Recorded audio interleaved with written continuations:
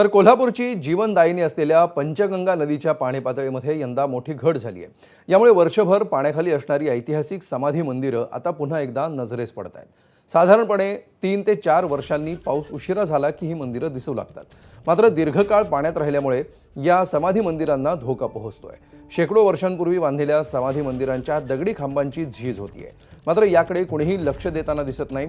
याआधी देखील प्रशासनाच्या दुर्लक्षामुळे पंचगंगा पात्रातील समाधी मंदिरांची पडझड झाली आहे। पंचगंगा नदी पात्रातील समाधी मंदिरांचा आढावा घेतलाय आमचे प्रतिनिधी विजय केसरकर यांनी।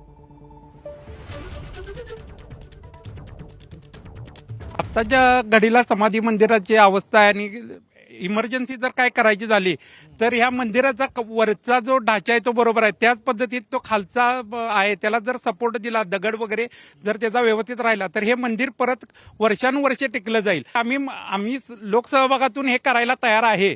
तर तुम्हाला हेरिटेजनं आम्हाला फक्त परमिशन दिली की लोकसहभागातून घाट आणि हे घाटाची पण अवस्था वाईट आहे आणि हे सगळं जर आत्ता रिपेरी केलं तर भावी पिढीला हे व्यवस्थित वैभव कोल्हापूरचं बघायला मिळेल।